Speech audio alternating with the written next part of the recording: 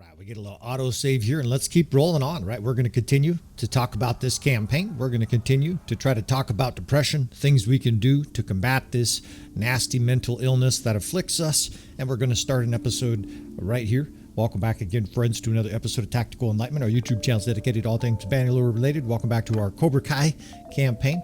We're going to speak quickly about the stuff that doesn't matter very much and speak more deliberately about the stuff that does. Our character here and our army have been undaunted by the Khuzait, and quite frankly, the Khuzait are on their deathbed. And strategically, we'll talk a little bit about our situation here in the map. We have been hyper conquering the Khuzait. I've been focused, of course, on those cities because they give you the most wealth, the most amount of troops, the most resources, the most defensible locations. And because of that, we do have some castles that are sort of behind our lines here. And I've got to flesh out another attack dog companion here. Our previous attack dog was captured last episode, but we can remedy that, right? We can make another one here. We don't have very many troops to choose from at this stage. We do need to round up some troops here, but it's a perfect time, I think, to consolidate our power in this campaign. I don't actually want to destroy the Khuzait, and there are tactical and strategic reasons for that. Well, it's really strategic, right? We're not talking battlefield reasons. The main reason, of course, is you want to keep a buffer, especially in the north, between the Nords, the Sturgeons, even the Northern Empire, and our forces here. You're starting to see Northern Empire forces sort of filtering through here. I would rather that the Khuzait fought them and basically be sort of an unofficial vassal for our kingdom here. Now, this guy's potentially, a leader down the road as well, a player clan leader. I don't know if we'll make our first player clan kingdom today. You guys know what I mean, a little clan that's part of our kingdom. That's a necessary step when you don't have any real ability to charm or add lords to your kingdom in other ways, right? This character hasn't been focused on charm. We're not going to be able to bring in the Khuzait or other nobles into our kingdom. It's going to be very difficult to do that. Now, we're leaving complete skeleton garrisons at the cities, and the reason this is working is twofold. First, we're pushing the militia hard in the cities. We've got a combination of perks, and we're doing the normal stuff inside the towns to make sure that the garrison is fed, to make sure that the militia is growing. We've got strengthened militia perks and policies and stuff like that, and the net effect of all of that is that even though our army is moving around like lightning, striking targets and moving on to the next one, we're not leaving disheveled cities behind us. They're just weak, right? Instead of them being completely undefended, they're just poorly defended. Now, it's still a liability. So how do you overcome that? Of course, you continue the lightning berserk run through the Khuzait here. Now, this gal's on defensive. We've got the other guy out there, and you hope they hunt down some of these raiders. The truth is, though, is that food is not a huge concern at this stage. This is one of the side benefits of having little tiny garrisons in the city, is they don't eat a lot of food, right? So we're continuing to gather food when we can. We'll continue to shove it on the cities, but we also have these attack dogs, hopefully, out there taking care of business for us, right? We do the heavy lifting, and they can catch all the little villainous Khuzait fuckers that are raiding our shit, right? This gal here is probably going to be a player clan leader, a companion clan leader down the road, right? We want to have 2 or 3 of those probably in the next 5-6 hours of gameplay, 5-6 episodes. We'll make 2 or 3 additional clans. That's critical so that you have armies in more than one place, right? Our empire here is starting to get very stretched out, especially north, south, east, and west. It's not too bad because of the giant lake or whatever it is. But north and south, right, we're still like 6-7 days maybe from Danustica and stuff like that. And I also want to head south. So it's nice actually leaving the Khuzait a little buffer up here, right? They've got, looks like 2 castles and a city. I might come through for these later on, but in the short term, I think we're just interested in their villages. We're going to do a little bit of conscription here. This was a thing, especially in England, for their navy in the 17th and 18th century. Of course, we call it conscription today. They called it impressment back then because they basically forced these sailors to join the navy. A lot of times they would do it via very dubious methods. They would go into bars and get guys drunk and here, before we take you back to your hovel tonight drunk, why don't you sign right here? What's this for? Don't worry about it. We'll see you in the morning. And they would be in the Navy forever. It was essentially a life sentence into the Navy. That was quite common in Britain in the 17th, 18th century. Nobody wanted to be on a ship, right? You're getting sick, you're getting scurvy, you're getting shot at, you're away from home and family. It's very dangerous. And speaking of very dangerous, right? It's very dangerous to raid our villages with these attack dogs. It looks like she's on to another target, and watch for the light blue, the Khuzait blue in the lower left corner, right? Our attack dogs doing work while we handle the major business. I definitely think that's something that most players can benefit from emulating, right? You just have 2 or 3 separate armies when you can afford it, right? Out there doing work and capturing shit. Now, I'm not going to do this a lot because I consider this borderline exploitive, but it's part of the game mechanics and it is intentionally designed. You can basically give a bunch of equipment to your troops and look at all the upgrades, right? It's nice. You instantly, they go from peasants to guys on a horse with a bow, right? That's a dramatically improved peasant. Now, let's see. I don't think we're going to siege a city here. This is going to be a little bit dry. What I'm basically going to do is try to make a run through all the villages here. We won't go too far, and I'm going to try to pick up another 100 troops. She just kicked the shit out of Yesem, right? Yes, sir. Yesem is captured by our attack dog, and she hardly lost any troops. She gets skill points. It's a great way to both protect your kingdom from raiders, but also to get your future clan leaders a bunch of experience. It's quite literally training wheels, because down the road, hopefully, she's leading an army of 500, 600, 700. And of course, if you have 2 or 3 of those, your kingdom can really expand. Now, I don't really believe in the concept of offensive vassals. I think the AI does a terrible job offensively. I want my vassals playing defense. And as they make armies, we will talk about that. Essentially, we're going to micromanage the shit out of them because they're stupid, right? The easy way is just to consider your companion armies like little kids. It's not that they're stupid. They just don't know any better. It's not even their fault, right? It's the AI.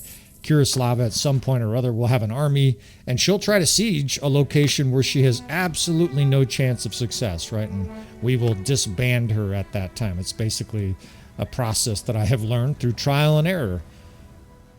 All right, so hit some more impressment up at these Khuzait villages. We're going to start to consolidate power. And here's the luxury that we have in this campaign. I'm going to do a little bit more not so exciting stuff here. So I'll tell you, we're dominating the Khuzait, and for some reason, luck or otherwise, the other kingdoms are not declaring war on us, right? So we have no reason to do anything other than consolidate our power. Sure, we could declare war on the Northern Empire and have success, but why would we do that until our power here is secure, right? We're going to put strong garrisons in cities. The garrisons are developing food stockpiles. They're developing large militia corps. We're getting stronger. Our army's getting stronger.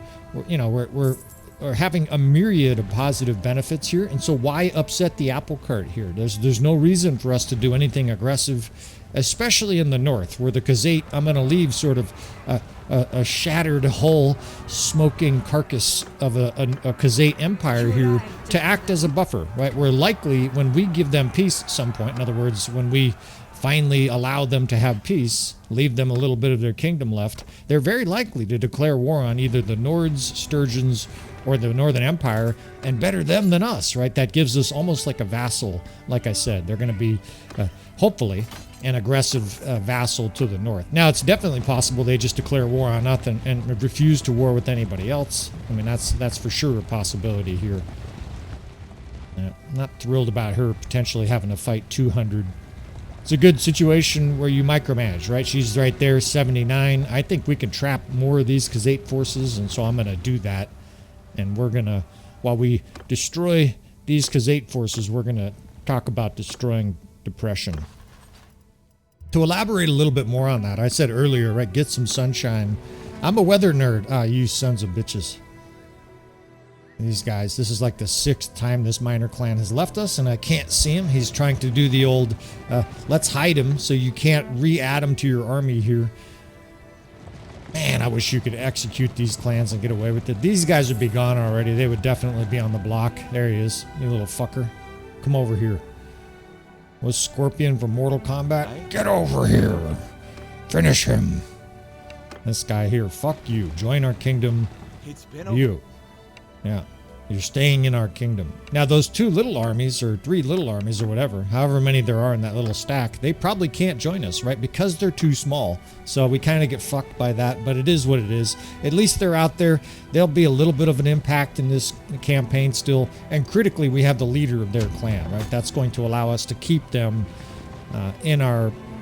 under our control here for a little while. Look at these poor Khuzait. They're just as trapped as they can be.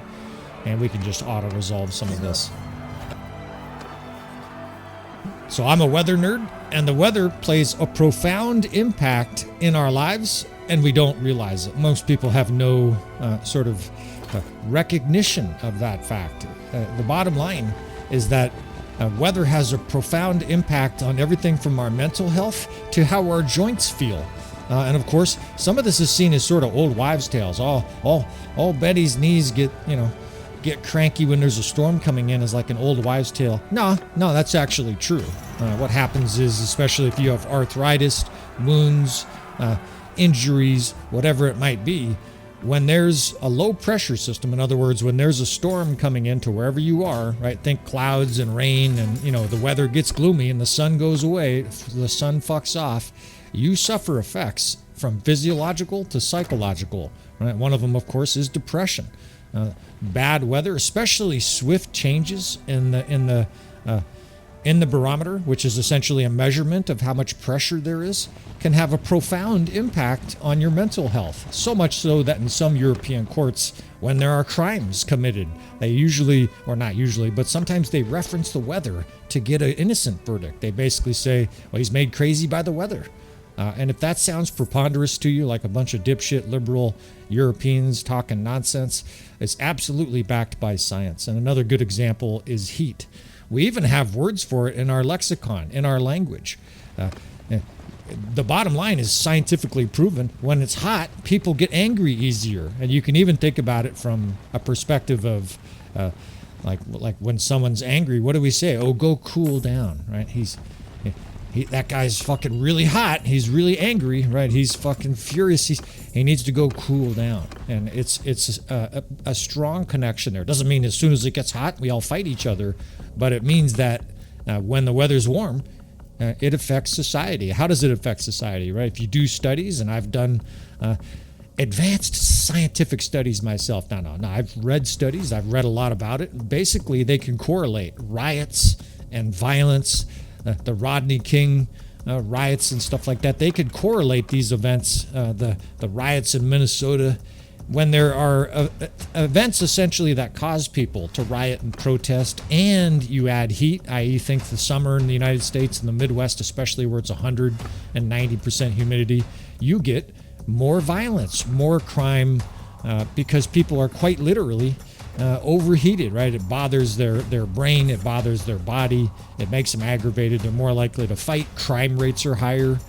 There are other correlations, of course, right? Poverty leads to more crime, so you can't just say the southern part of the United States there's more crime because it's hot. There's also more poverty in the southern part of the United States. But this is a defined scientific fact that human beings are dramatically affected from everything from the pressure of the air outside to how hot it is, right? It doesn't mean the Eskimos never committed crime. It just means that there was less of it, right? Generally, when it's cold, there's less crime. Now, we can get her, but where is she? She's at a castle here. Where the heck? I would love to rescue her because we want her back, right? This is our attack dog. And of course, they've put her in the furthest away castle. The easy thing would just be to declare peace. I'm pretty sure anytime we want it, we can get peace with the Khuzait, right? If this is a real situation, they'd be begging us for peace, right? All they have is castles and one city left. And we're starting to generate some pretty good garrisons here in the south, which is good, I think, because the Southern Empire or the Aserai are likely to declare war soon. So you don't care that much about heat, right? It's not what we're talking about, is people getting angry. Although, if you're one of those guys who's got a furious temper, go cool down, brother. Just be aware of that impact, right? When it's really hot, if you feel irritable and you're like ready to get into a fight with your girlfriend, you might just need to go sit in front of the air conditioner or take a cold shower for 5 minutes, cool down a little bit, and then literally, it's another saying, right? Let cooler heads prevail. It's amazing how many things are in our lexicon that we sort of dismiss as old wives' tales or insignificant, but that's a saying that most people know. There's a bad situation and hopefully cooler heads prevail. They are referring to the weather. Now, we don't know, and we don't have as many conversations or little sayings like that in our society about air pressure. However, there's considerable scientific data that essentially shows when the pressure is low, people, generally speaking, right, the society is depressed. Now, here's another example of a gal. We're going to skip her, right, because we already have a bunch of jacks of all trades. I'm gonna skip that gal. I need a couple more specialists in our army here, and I think we're gonna take some of these troops. We gotta continue to spread our forces around here. I don't think we can afford to leave like 60, 70, especially not the horse archers, right? We need those horse archers. And do a left-handed phone throw. Hopefully you guys didn't hear me throw my phone across the room. I hate my phone, for the record. An introvert, right? I'm an introvert, so when my phone rings, it's basically someone trying to get my attention, and I fucking hate that shit. Away the phone goes. All right, so the weather makes you depressed, right? And this is very impactful for people on a regular basis. Now, most people don't associate it with the weather. They just, I just feel depressed. I don't know why I feel depressed. If you feel like shit right now, look out the window, right? If it's cloudy as fuck, if it's been raining every day, maybe you live in Great Britain, right, where it rains every month, all day, every day except August, right? That's what I've been told. It sounds like Great Britain, the UK, has the same weather essentially as Pacific Northwest, right, where it rains for a lot of the year. You get a reputation. That's a good reason to be depressed. And it doesn't mean that you just get over it. Oh, you're depressed, choke it down. It is what it is. But it means at least we understand why we're more likely to be depressed. Again, we're going to talk about some of the things we can do to combat that depression. But it's also good to understand when it's occurring, right? That way you know it's occurring, and it's not just a suicidal episode you're going through.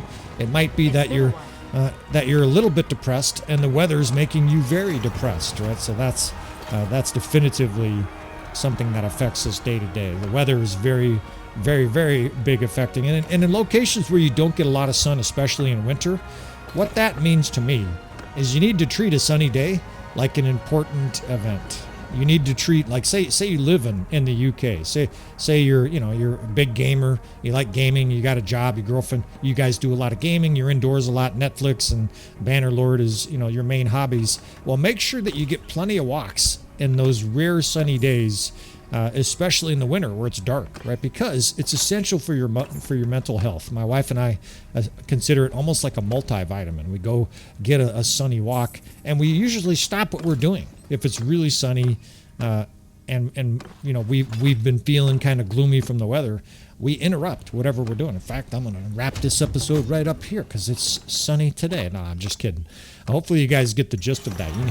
The sunshine is essentially free antidepressant that you need to pursue when it's available, right? What I try to do, of course, is when it's sunny, I get out there, and when it's not, I make lots of content, right? So that the next time it's sunny, I feel like I have a bunch of content made so I can go enjoy the sunshine.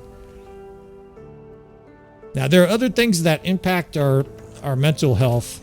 Medication, there's obviously a myriad of different impacts, and most of them we don't have a lot of control over, right? Unless you're taking a strong antidepressant, and obviously at that stage you've probably been trying to fix depression for years. Hopefully, right? Hopefully you've tried some of the natural methods. But food is a big one, right? And in the United States, we have, we'll call it a suboptimal system, right? In a race to make as much money as possible, the capitalists have effectively addicted most of the population to very salty, fatty, sugary, highly processed, highly colorized food. And most people are not getting the resources. They're not getting the nutrition. They're not getting what they need from their food, and that affects our mental health. In fact, the standard American diet, I laugh out loud sometimes when I hear that, right? It's, by the way, the acronym for that is SAD. That's not good, right? The standard American diet is basically a mix of different processed foods that they have learned to make in a way that's highly addictive, that satisfies our short-term urges and leaves us coming, basically like a drug dealer. Like, I want more. I want more of those chicken wings or Burger King or milkshake. These companies literally do tests and use, work with psychologists to find what is the most addictive shit here that we can put in this, right? Whether it's sugar or fat or salt or whatever, it's in their best interests because, of course, they're in the interest of selling shit. They're not going to make a product that doesn't keep you coming back for more. They're basically low-end legal drug dealers. It's not as addictive as heroin or something like that, but it's not far. Right? Ask yourself, when's the last time you went 2 weeks without sweets and stuff like that? And give it a shot. Try a couple 4 days and see if you're not fucking jonesing and hurting because you're not getting your sugar. Right? We're essentially addicted to a whole bunch of things, whether it's social media. I get likes on a video, my dopamine kicks off, I start getting addicted, I'm coming back and looking, and then someone leaves a negative comment, and I'm all depressed. And then we get someone likes a Facebook photo 100 times for us, and we get a bunch of dopamine. We check it every 4 hours to see how many other people have said something nice. We're basically just dopamine addicts going around from drug to drug, chocolate ice cream to nice little comment from somebody on social media to smashing people in Bannerlord, right? Bannerlord is an agent of it as well. It feels good to smash the enemy and feel like the conqueror, right? When most of us live fairly ordinary lives. So food, the biggest problem with food is that your healthier food is generally more expensive or it's less available, right? In many places, they don't have access to good produce. And the worst part, of course, is many societies have simply gotten away from how to prepare it. Most people have no idea how to make like beans and rice and make it flavorful and delicious, right? That is a very, very healthy meal on its own. You mix some vegetables in with beans and rice, and it's amazingly healthy. But people don't want to eat that, right? Because you can get a cheeseburger and fries with a milkshake or whatever for $7, and right, a standard American diet. So if you know that your food is making you depressed, what that means is you should try, right? It's one of the things you should try to do to reduce that is to slowly change your diet. And just like anything else, you need to do it slowly. When I advocate change with people, when friends say, how did you get into shape? How did you start eating so healthy? I always say, do like 1 or 2 things at a time and then let it sink in for a couple months. In other words, replace most of your sugar with fruits, right? And just let that go for a couple months and see how it goes. If you're going fine, if you're not, really suffering with that and you feel like you can do the next step, start using healthier grains instead of eating a bunch of white bread and other crap food. You make slow changes over the course of time. It's the same process I advocate for weightlifting. Right? I'm not saying anybody should go in and just instantly get strong and benching 225 10 times. No, but you do it in 5 or 10 years, and it's easy in that way, right? You have to be consistent with it. But if you're consistently doing a little bit of work, it's amazing how much gets done. And the same thing with your diet. I think one of the hardest things is just the information barrier. What's good for you, right? If you go onto the internet, especially in today with an age of fake news, not just that, but people who profit from basically encouraging you to eat this or buy this supplement because it's their company. There's just an unbelievable, the internet is crawling with fake and bullshit news. The simple reality is that your most simple foods are almost always the thing that you're supposed to eat. Nuts and beans and rice and fish and some meat, right? Most meat that we eat, especially in the United States, is not terrific for you, right? It's grown in what are called CAFOs, C-A-F-O, concentrated animal factory something, right? It's basically, it's highly compacted, unhealthy, chemically fucking altered animals that are way too fat, and of course that's intentional so that the meat is ultra moist. The cows are fed a bunch of things that they can't actually eat with health, and remain healthy, and then they're given all kinds of antibiotics so they don't die before slaughter. And I'm almost just shooting my own troops here with the fire catapult. And hopefully you guys don't mind me just cruising through this little lecture today. Of course, if you're watching still, you probably don't mind. You can see we've got just another ordinary castle here. And I guess what I've decided to do with this campaign, at least for a little while, 2, 3, 4 episodes, is just to show you 95% of the gameplay. and ramble about various different topics that may or may not be either interesting or useful to you fellas, right? Of course, we're going to continue to roll here on diet and stuff like that. But I don't want to skip this halfway through some of the discussion I'm making and have it be highly incongruous. So I'm just going to keep on talking about it. Now, cutting sugar is one of the hardest things you'll ever do. I don't exaggerate when I say that, right? A lot of guys tell me, I'm not addicted to sugar. Oh, really? When was the last time you didn't have sugar for 3 weeks? And I mean like ketchup, right? You need to understand your food if you're going to participate in that kind of a concept, because I don't eat any sugar. I just drench my French fries or my chips, right? You English fellas are offended with French fries. For a while, the Americans were offended with French fries because they didn't help us with war. Yeah, well, the only reason we have a country is because of the French. Merci beaucoup. Thank you, French.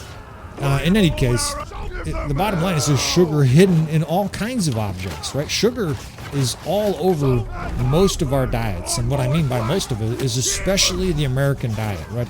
Probably the European diet in lesser effects, right? There's probably a lot less sugar spread across the European diet, but I imagine it's still over there too, and you guys still have Coca-Cola, and probably lots of English dudes like to have some ketchup with their chips, although I could be wrong, right? You guys can obviously correct me. I've never been to England, right? We're coming.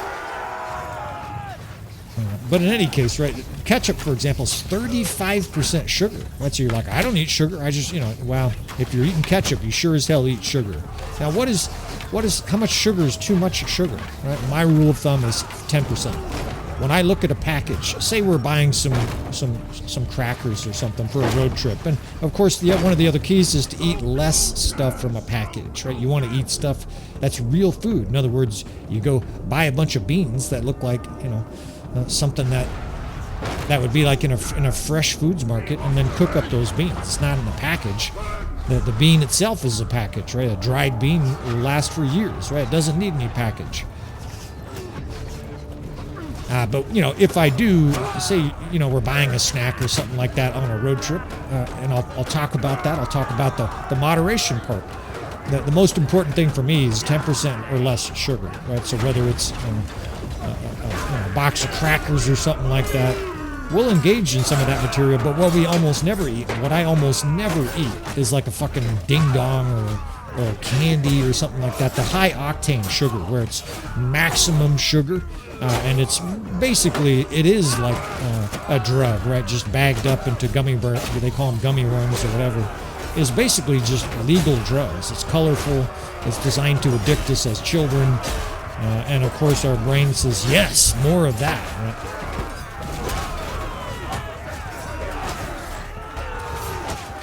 So the less sugar, the better. I'm not going to talk about the difference between artificial sugar and regular sugar. They're both bad. Try to avoid both. Don't think that you're saving your diet tremendously by going to artificial sugar. It has some negatives of its own. Sugar's bad. Artificial sugar is bad. Now let's do moderation, right? Because this is a critical part. Whether you're weightlifting or playing Bannerlord, and I'm sure you guys are listening to my advice here on moderation with the guy with 20,000 hours of Bannerlord. I don't always practice moderation myself, right? And this is something I'll just admit right at the outset here. I do better in other parts of life than Bannerlord. I don't know. Especially when you have effectively a hobby job that is Bannerlord, I guess, and I can play a lot of it at work. I kind of find that like an acceptable degree of moderation, despite my many, many hours of Bannerlord. But there are other habits that are much more damaging without moderation. Sugar, for example, right? If you're eating huge quantities of sugar, you're going to have very unpleasant results. And maybe you're 20 and you're like, what are you talking about? Well, wait till you're 30 or 35. Lots of sugar is going to be a disaster for you.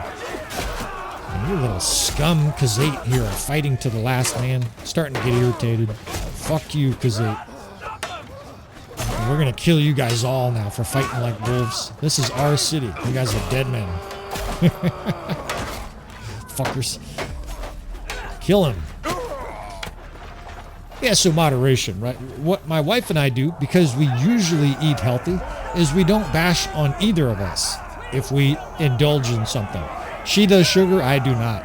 And what that means is sometimes when we're on a road trip or when we're traveling or something like that, she'll get an ice cream at a restaurant.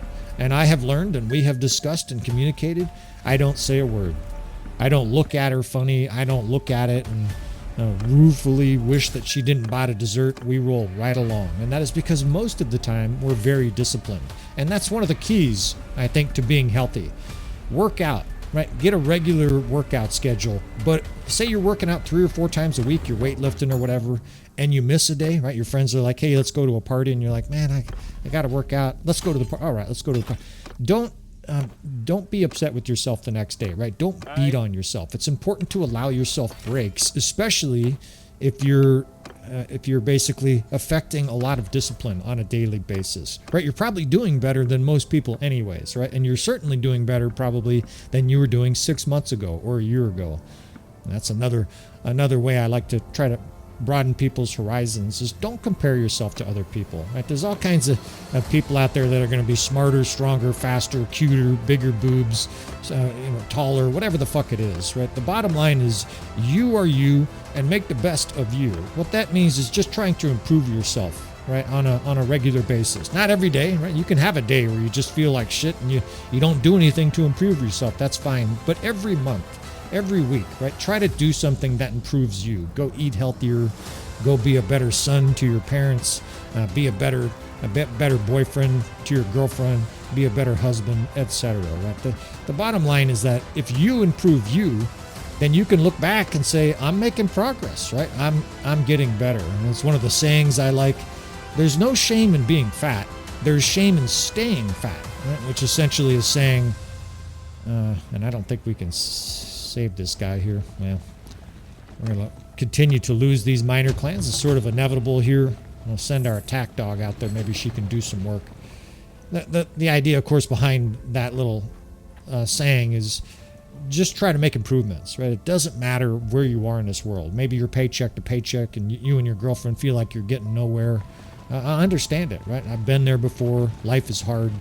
Just try to do little things that improve your life. And it's amazing how much that alone is an antidepressant, right? And there are things you can do that are free that'll help your brain a lot. And we've already mentioned sunshine, exercise. Another one is doing good deeds, right? My wife and I,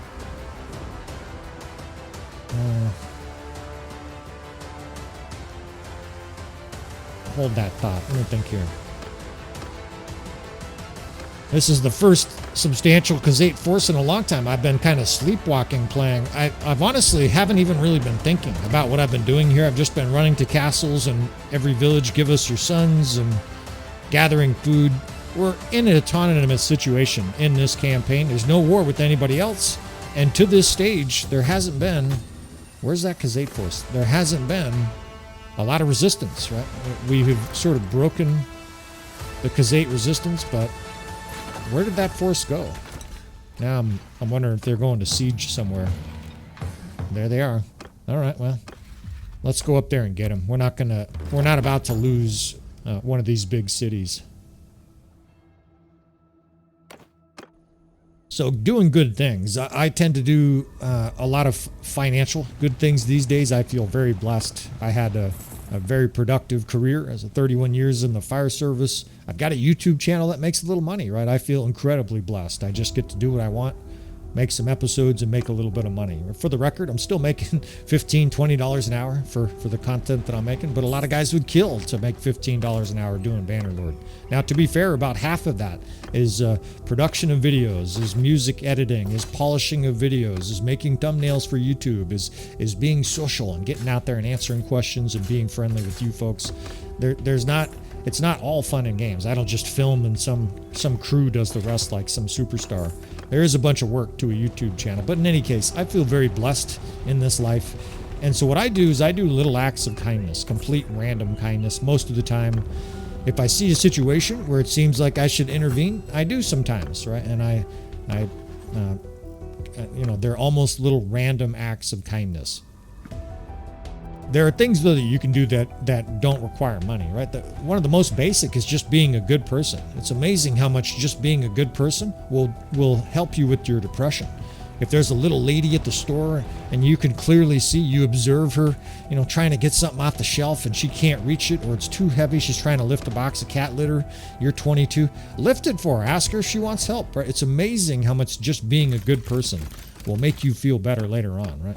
Maybe you get laid. You tell your girlfriend, I did this thing, I did that thing. And not only will you feel better about yourself, you're making positive impact to society.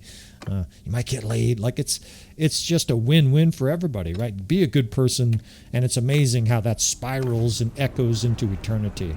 Now, if you're wondering what I'm doing here, we need a high casualty battle. And I don't know the last time I said that. It's been a while. But we're trying to power level our medicine skills. So what we're basically going to do here is throw a couple hundred peasants to the god of war here and hope that we get a bunch of upgrades, but also hope we get a bunch of injured, right? So that we can heal them with our main character's medicine skill, right? We're trying to power level his skill. And so what I did is change the unit prioritization to lowest. Now, it doesn't mean we're going to clump up in the center here and tell everybody to hold fire until we're shot to death.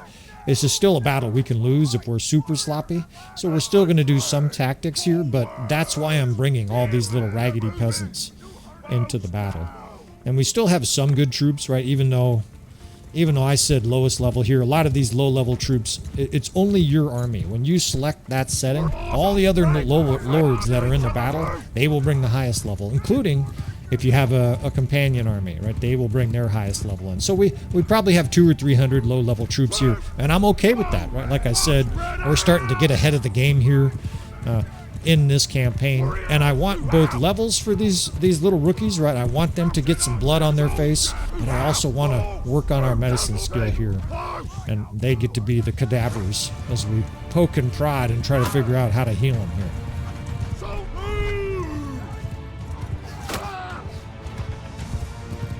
So acts of kindness, slowly improving our diet, working out, right? And again, just like eating, I recommend you slowly do it, right? I'm not recommending to anybody. You just immediately start doing a hardcore exercise. I would avoid a lot of the trendy exercises. You gotta go join CrossFit. Well, as long as you have sort of an enlightened instructor, I think it's a good idea. But if you go to a place where they're like, oh, you're a pussy unless you lift heavy, you should try this. You should be doing 1 rep max. Absolutely not, right? Unless you're a seasoned somebody who works out on a regular basis, you should be focused on steady, slow improvement because that's the best way to avoid injuries, which of course is critical. Let's get these guys moved into a square here. Oh shit, that's a lot of jab. They got Benny Zilal here. We got to take these guys out. This is going to cause a lot of death. Damn. I wish we had some Benny Zilal. We need some minor plants. Hey, little fuckers are chasing me over the whole map. Look at these little fucks. These guys, they're all over me. Kill this fucking guy. Man, that was fucking... Well, we've got our high casualty battle here. I'm getting railed. They're all chasing after me. And they have a huge amount of archers here. So, whether I want to or not, we're going to have a bunch of casualties here.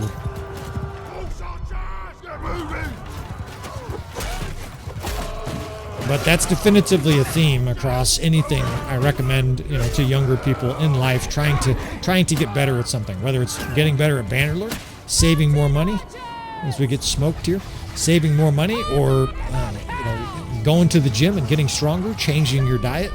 I was very fortunate. My wife was an extremely healthy, unbelievably nutrition-oriented person when I met her. And over the course of 5, 6, 7 years, right, I dramatically changed my diet. And I've got her to credit for that, but it also is something that I can share with you fellas because she moved in and we started eating more and more healthy stuff. I learned what is this quinoa? And she's like, it's called quinoa, you dipshit. I learned a bunch of foods I'd never used before. I learned the value of food. I learned how to cook. We started doing a lot of gardening to cook. And these guys are all just hell-bent on killing them. You little fuckers. Die! Man, this is fucking brutal. Our character, she got smoked. I wonder if we lose this battle here. Man, this will be a calamity. Where's our reinforcements here? They got a bunch of archers just pounding us on the ridge. They got slingers. Look at this dipshit. I need a horse.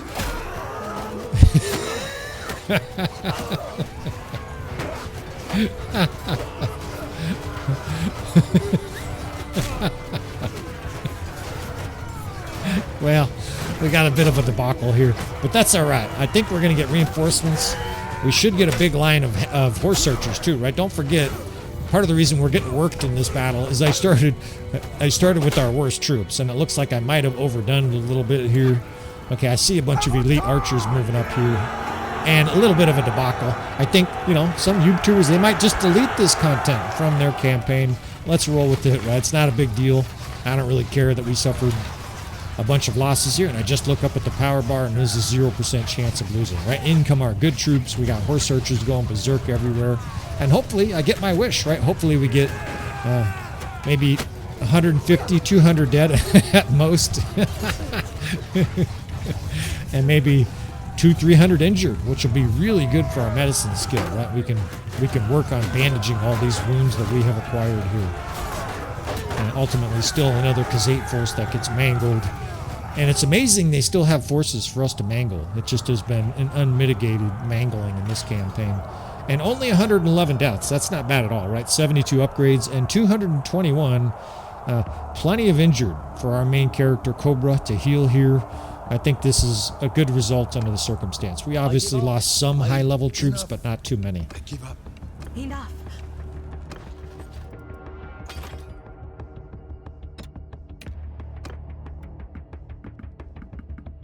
What else is there? What else is there? As you exercise, you eat well, you sleep. A bunch of different things you can do for depression. Community is one of them. I don't, part of me wants to say, yeah, come to the Discord. We've got a great community there, but it's a modest community and it's still online. The science is pretty clear that we need face-to-face. We need real companionship here. And I think you roll with these gloves here, even though, man, they look stupid. But those, I think, are the nicest gloves you can still get in the game. Our characters still getting wrecked on a regular basis.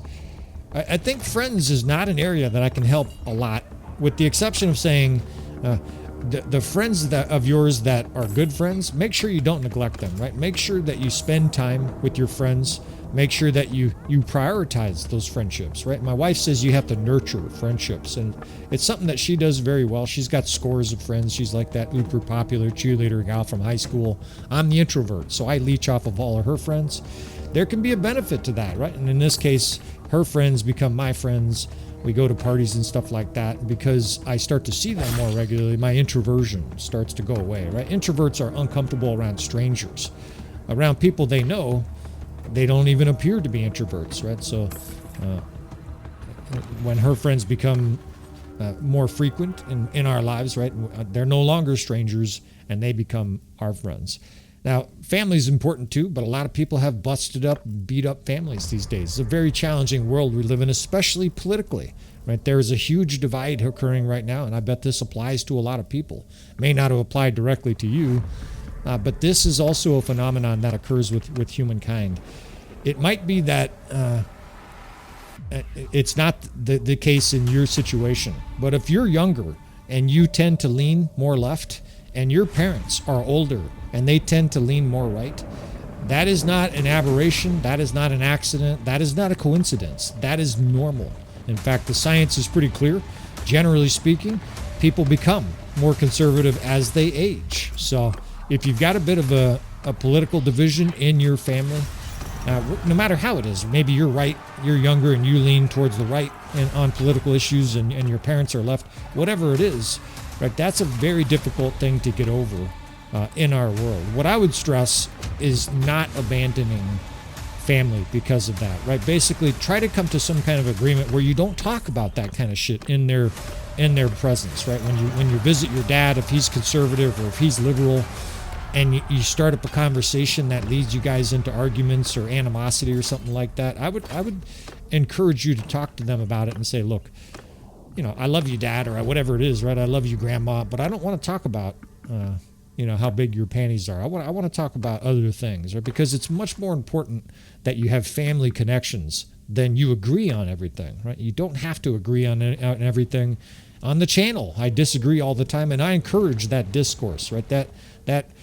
Those friendly discussions, mainly as long as they're friendly, are very healthy for society. And that is part of the connection. Right? I like it when guys debate about whether a Consguard or an Aserai Vanguard Ferris is better. Right? That's a good thing as long as it's not venomous. There is no answer. Right? There's no actual answer to it, especially for something like Consguards and the Aserai Vanguard Ferris. So have discord, have communication, have friendships, and nurture them. Right? They're a rare thing. And your true friends, and maybe not everybody has a true friend, but protect those to the death. I have a true friend who, and maybe it's an exaggeration, but I would commit crime for him if he asked me to, right? He's a true blood brother. At 2 a.m, if he texted me and said, hey man, I'm in a pickle, I need you to, do this or that, and be like, sure, I'll be right there. No problem. Right? Those people are gold in your life. And if you have people like that, be sure to reciprocate, right? More than likely, you guys already are. If you have a friend like that, it's human nature, right? Somebody is there for you. More than likely, you're going to be there for them. But if you can look back on your life or recent events and be like, damn, Dylan was really there for me when I was drunk and totally, stayed up late and went to work tired the next day to make sure that I got home sober, or whatever it is, right? Someone got you out of a pickle. Make sure that you both acknowledge that and make sure they know that you got their back. It's amazing how much that kind of a connection helps people in the world we're in. I had a complete stranger recently post on one of the videos that they were feeling the lowest they had ever felt. And they didn't mention suicide, but it was kind of indicative of that. Someone just feeling totally helpless and lonely and afraid. And before I realized it, I just put my number in there and said, text me anytime. Right? And what I'm essentially saying is humankind is a community.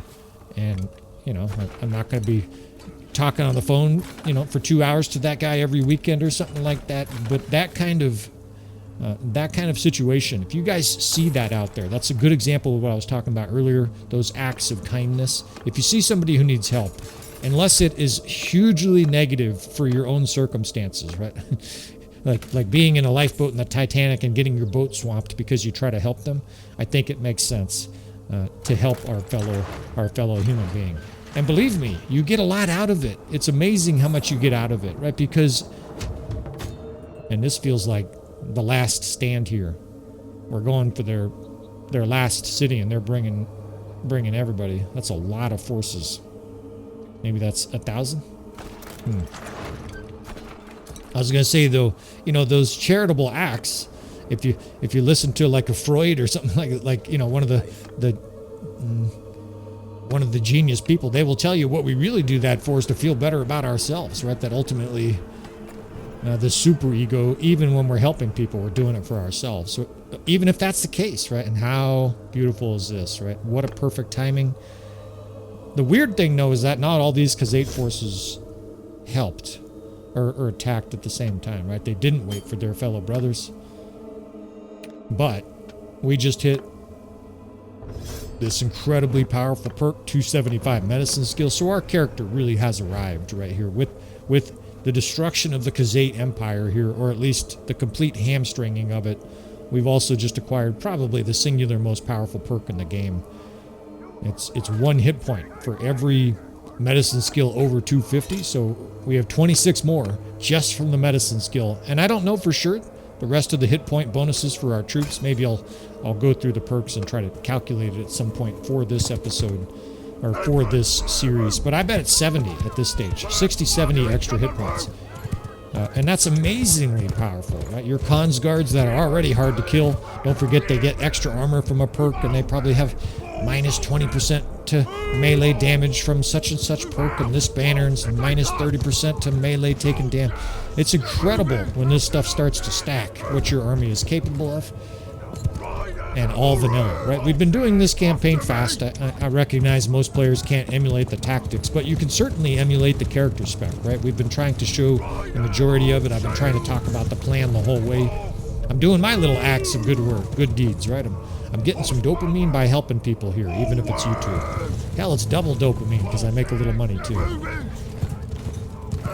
Oh shit, we got lots of peasants. Back up, boys. Wow. There's still a lot of peasants in our army here. tighten that shield wall. But the enemy's charging us here. You see the power bar, right? What's going to happen here? Extermination. In fact, let's get our horse archers pulled back. No reason to expose them here. I thought the enemy would circle with horse archers. Instead, they're making like a frontal charge. I got a reverse slope ridge right here, right? They've got to come over that. It's perfect, right? The enemy's going to get shattered in this battle. One of the last things, of course, with depression is medication. And my wife and I have come to a new zen about that. And I think as long as something doesn't change here, I think I can continue this little extremely lengthy monologue here about depression. And this Khuzait force is just completely flayed. They're getting hit with javelins now. And the screen is flush and green. They don't have a lot of elite troops. We do. So medication. There's a whole heap of different medications for depression. We're very lucky today, right? 100 years ago, they didn't have this shit. That's why they drank laudanum. They don't all come with no negatives, right? There's usually side effects. In some cases, the side effects are dire, right? So you don't just, your brother's taking some, you don't just grab some from his medicine chest and start taking them or whatever, right? It's important that you have a good doctor or whatever talking to you about it. Of course, if you're to the medication stage, you probably do. Hopefully you do. You can do a lot of damage by taking medication that's not for you. Right? Hopefully many of you guys are doing that. And more fucking Benny Zalal here. My wife started taking antidepressants 2 years ago, and I remember we had a conversation about it, and it made me depressed because I was like, what? I must be failing as a husband if my wife is taking antidepressants. And ultimately, we discussed it at length, and you may not know this, you young guys. There's something called perimenopause, right? This is a fun thing that women go through, right? The women, the one woman who's listening will probably tell you this is fun. It's basically their hormones go crazy and their body transitions from being able to make babies to not being able to make babies. And along with that comes a huge host of negative consequences for women.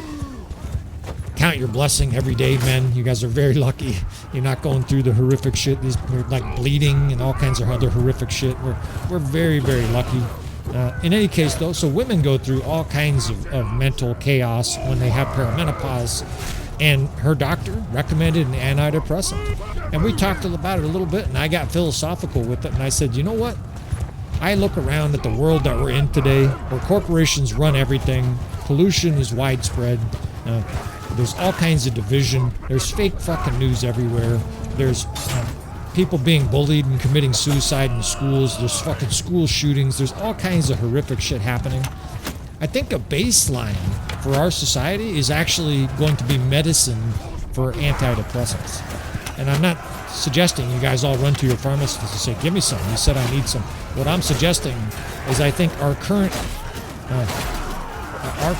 plan, our current design of civilization with fucking cubicles and people don't accomplish much and all kinds of bullying and fucking models with perfect six-packs making us feel bad about ourselves and women with thigh gaps and fucking Photoshop pictures making even our pretty women feel ugly. I think with our societal effects, I don't think antidepressant medicine is bad at all. In fact, we might take it down the road like a multivitamin, right? I know that probably seems ridiculous to some guys, and I'm not suggesting that everybody run out and get a bunch of Zoloft or whatever the fuck names of these antidepressants. What I'm saying, though, is if you're already depressed, the last thing you need is to feel bad that you're depressed, right? To feel like something's wrong with you.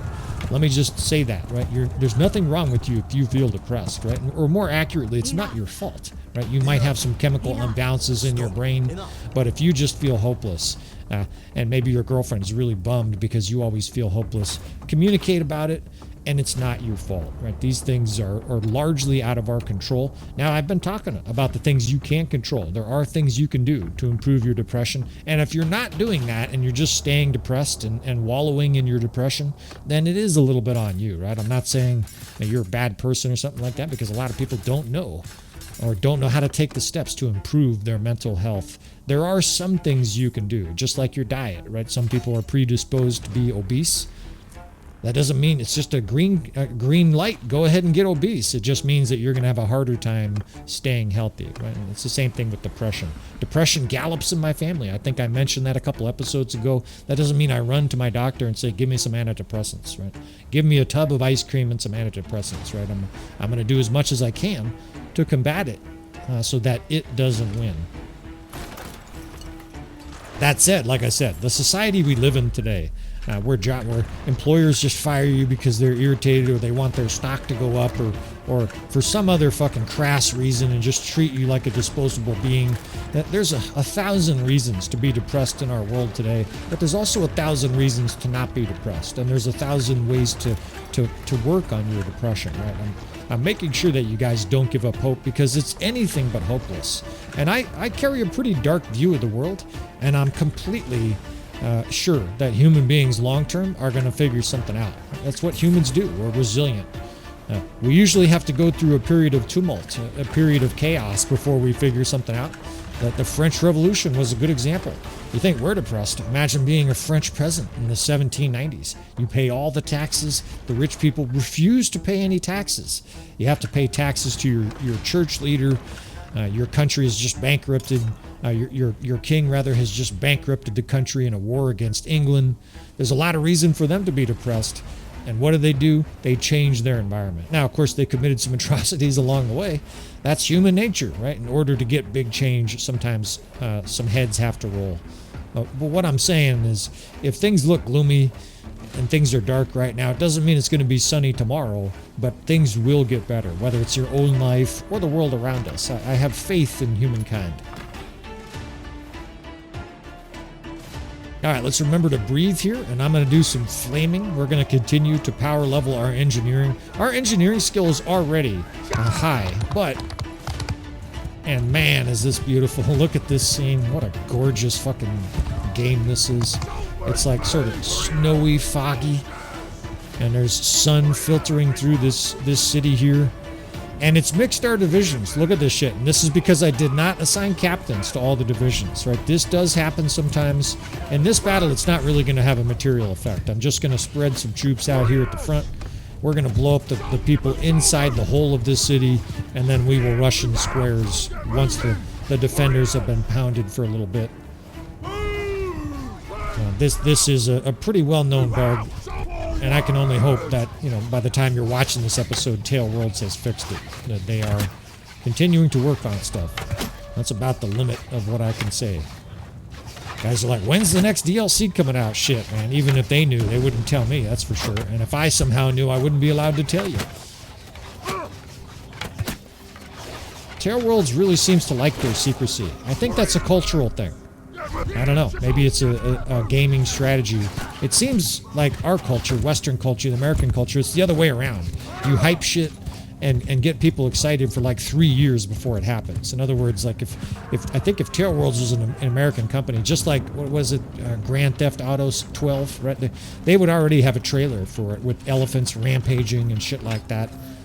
I think that might be a cultural difference. And it's a Turkish company. We have to respect that. Right? If their culture's different, we can't demand that they just automatically do what we want.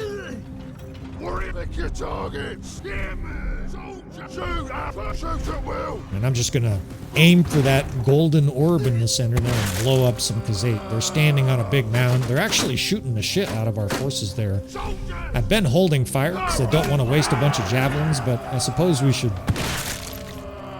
probably counter fire here before we suffer too many losses. And I keep thinking this is it for the Khuzait. I think this will be their last location in the north that we attack. We'll leave them 2 or 3. I think they have 2 or 3 castles up in this direction. But what I'm going to do is I'm just going to leave them those castles with intents to go south and attack the Asurai. I was thinking about that earlier. There's a pretty simple way to deal with the debate on whether or not the Asurai Vanguard Ferris or Khuzait Khonsguard, which one is better. You take both. We can get 2 or 3 Asurai cities and castles and have both of them in our army. Right, which brings me, I guess, to the broader picture. You guys, if you're watching, if there's like 6 guys watching or whatever, And it's obviously, it's a cascading obliteration in this campaign. I don't know if I've ever had a campaign feel so easy. A combination of our experience level, but also this character spec and the Khuzait. And a little bit of luck, probably. We haven't had 6 kingdoms declare war on us. But I think what we're going to have to do here is some kind of time warp to advance the kingdoms, to push things along in this campaign, to make it a bit more interesting, a bit more challenging. Because at this stage, this campaign is almost over from a perspective of challenge, right? There's no army that's going to be able to challenge us when we have 800 troops with 50 Vanguard Ferris. It's going to be unbelievable. It's already ridiculous how badly we're flattening shit. And if you give us a bunch of elite Aserai cavalry, Lord help us. These little peasants, they did their best here. They got their little hatchets. They're slapping me around. But you get a huge breach here, and all you do is just bring the troops in. Just tell them, get over here, right? They will storm through that hole. They might have to fight through, you know, a little layer of defense. There's actually a lot of Khuzait in here. These guys with the mace, man, they fuck you up.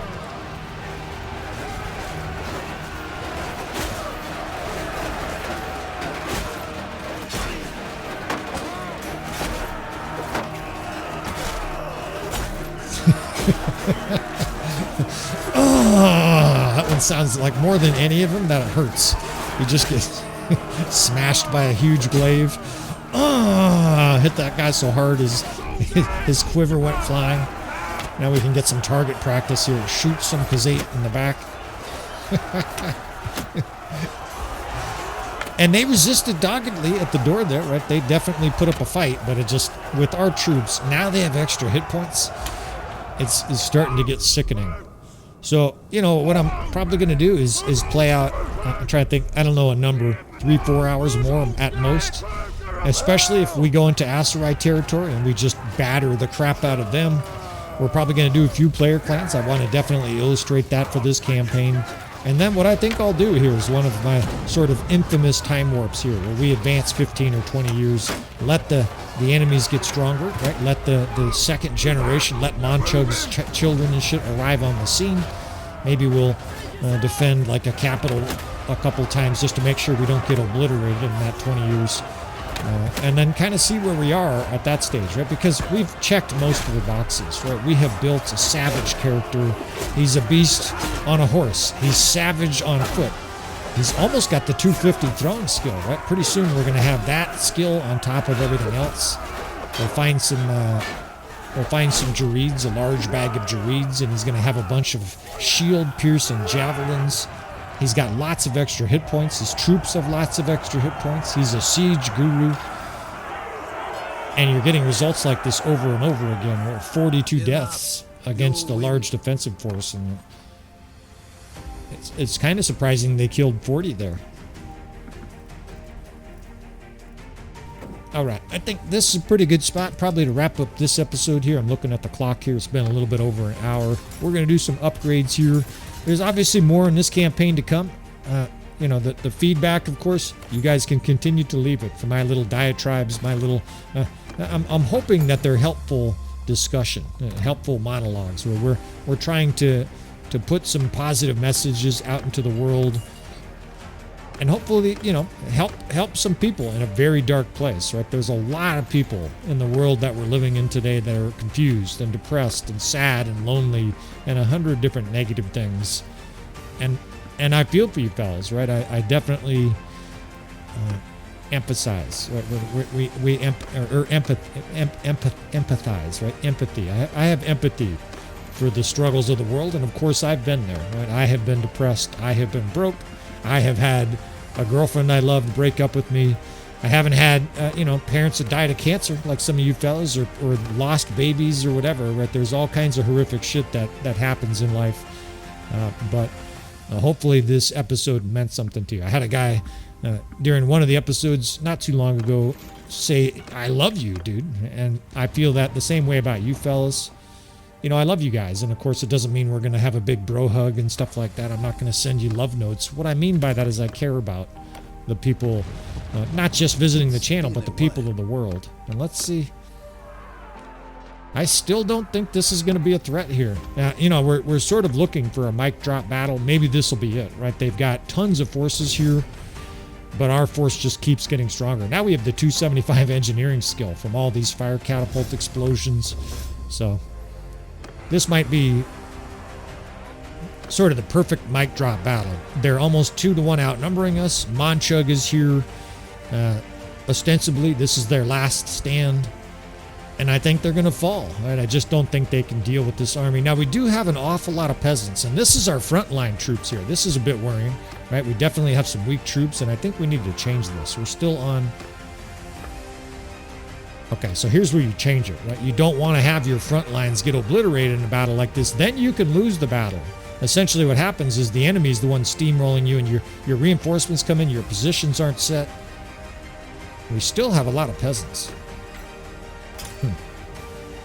Well, it shows you that our army itself is war weary. The Khuzait are beyond war exhausted, right? They are completely gassed. We've got companions that are injured. Hopefully I didn't stub my toe here. I've got like 100 peasants in our army. But we've also got like 100 cons guards, and that alone might be enough.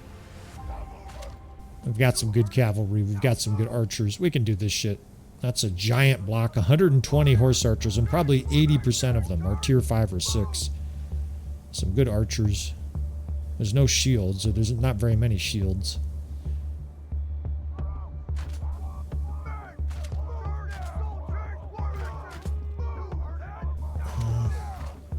You know, I think we'll just do a normal swirling formation here. Swirling from left to right. If the enemy wants to swirl on you from your left to right, what I like to do is basically be a yin to their yang. We'll set up our forces here defensive on the left, of course, because that's where they're shooting and charging from, and then we will try to flank them faster than they can flank us. I'm also happy to wrap up their horse archers here, right? If they're dumb enough, which they probably are, they're dumb enough to send their horse archers first. We'll try to kill them before the rest of the forces can support them. Horse archers really good at destroying horse archers, right? You just wrap them up, surround them, and use your other troops to pin them down.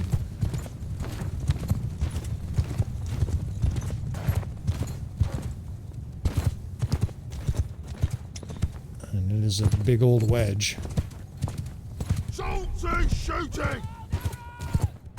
Raise your sail! Okay, at least the 6th Division is 80% good units. There's some peasants in there still. The other infantry division is all scrubs, right? So we just get those guys put at the rear. We can have those guys charge if and when the enemy tries to circle us. Got some cav here protecting our horse archers. I think we'll charge with them. We'll try to get them in on the enemy flank. They don't like being charged by spear cavalry. A lot of times what it does is it causes them to sort of push their formation out further towards our left. And that's beneficial for us, right? Because that's right where our shooting gallery is set up. Let's get in here, in fact. Try to get in behind these fuckers. And our character is amazing. Right, he's got 2 for strength, I think, or vigor, right? And he's still carving things up. He one-shots everything, almost everything. Just cut down Monchug like a bitch. What the fuck's he doing? He's normally not in the first wave like this. That tells you how desperate they are. Monchug's on the front lines here being butchered. And that'll do wonders for their morale, right? Their commander, their con gets whacked in the first 30 seconds. And they are bound up here. Let's charge with this 6th Corps, bring the peasants in, and wrap them up with horse archers. I also like to hold fire here. Right? You get your cons guards. Look who we're facing. There's a lot of mediocre horse archers here. Tier 3, Tier 4. I don't have any problem at all here using our cons guards in melee. Now, we can shoot them first, right? We can pull our horse archers in here behind the enemy so they're trapped and basically press them and separate them from the rest of the rest of the enemy forces. Cooked goose here. 177 soon-to-be-dead horse archers. Come with me, boys.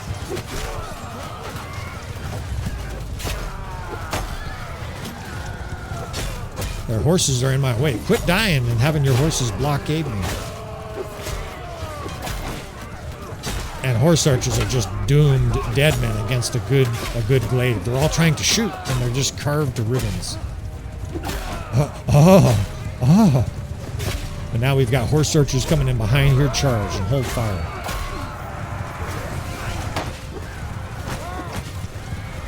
Just a huge line of cons guards bobbing their glaives up and down. All right, they got a big infantry wedge coming in. We're not too late here. We can definitely pull back troops. The rest of their troops are all but exterminated. Now we can use these forces to swivel hard here to the right. Let's start moving these divisions over. Let's get the 2nd, 3rd, 7th, and 8th. We'll bring horse archers behind the enemy while archers back up.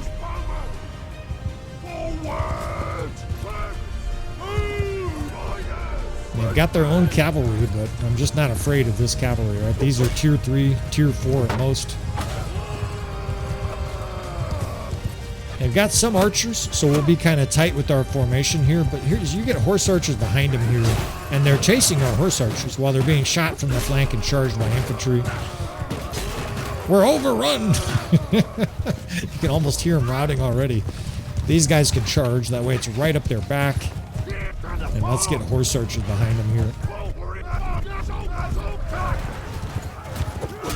Welcome to the party, Khuzait. Good night. And they got puppeteers, right? That's their first mistake. Probably one of the top 3 worst units in the game.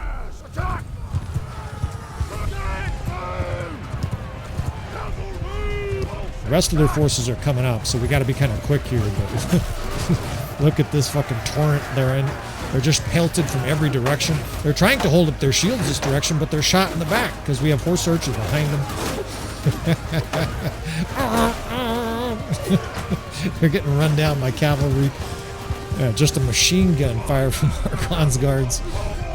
It's ridiculous that cons guards used to be stronger than this. Right? This is I think the 2nd nerf or 3rd nerf that the cons guards have had. Doesn't matter that much. They're still butchering it. And we're feeling our oats here. We've been playing for a couple hours. I always start to feel just kind of like I can do whatever I want. Every little peasant gets cut down. Guys get blasted. But it helps, of course. We've got a beast character, good equipment, and our enemy is just raggedy here. These are tier 3, mostly tier 3. They got a few cons guards, but die you! And this is forces twice our size, and barely represents a threat. Our cons guards are just rampaging, firing on the flank while our cavalry charge. Get another flank here. These are all archers. This is actually a problem, and I see some higher level archers in here. So what I like to do with this is run them over. Your horse archers will work here, right? It's suboptimal. I'd rather have cavalry, but it's still better than no archers, right? You just take your horse archer line, follow me, and we're just going to run these peasants over, right? All these little serf archers. If you can't move because you're jammed up, just point to the end of the line and then lead with your shield, right? Knock guys on their ass. I just knocked down like 5 guys in a row. Now they get clobbered by glaives, and they're butchered. I got some serfs here charging in the middle of the battlefield. Somehow I hit my own guy.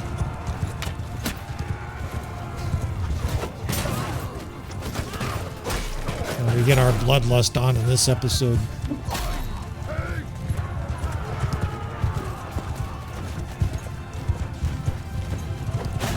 That's nice for my depression, right? To just butcher the enemy and just plow through this Khuzait force, ragdoll everything in sight. Makes you feel good, right? Getting some dopamine. There's some sort of celebratory, inspirational music playing here as this Khuzait force just insta-dies. The rest of their forces, I think, are just routing. They're not fighting. I don't think they're charging to fight anymore. These guys are trying to get off, the battlefield while they're circled by the Golden Horde. And how do you think that's going to go, right? A blur of death here as this battle ends. And it's not the end for the Khuzait. I reiterate, we don't want to destroy the Khuzait. We'll talk more about tactics and strategy in the next episode, or at least strategy. We've been doing plenty of tactics. And, we'll see what topic we find next episode. I think we have hopefully helped you fellas with mental health. Of course, I'm not an expert. I don't want anybody to infer that because I'm not abashed or afraid to talk about it, that I'm hyper qualified to be your psychiatrist or something like that. But I think the advice I'm giving here is sound. And of course, leave feedback. Maybe you are a psychologist and you're listening to me saying, man, you stupid asshole spreading this shit. Or you can say it's actually a pretty reasonable message, right? I don't mind the feedback, even if it's constructive criticism. So Now, hopefully, in any case, this episode, you guys understand that I legitimately care about you, the viewer. A lot of people don't know, or at least many people don't know, I didn't monetize the channel until we had like 11 or 12,000 subscribers, and that was because I really didn't want to add ads into the mix. I'm very anti-advertisement, but the irony of it, of course, is that I could never do and put forward this kind of effort without something in return, right? Some kind of compensation, like the Joker said in The Dark Knight, right? If you're good at something, never do it for free. Even if that means that my wife and I have more charitable opportunities, so much the better. I appreciate you for following. If you're listening still, you must be very devoted. I appreciate all of you, including the devoted folks. Please hit that like button on the way out. Tune in more from this episode and this campaign, and I will see you next time.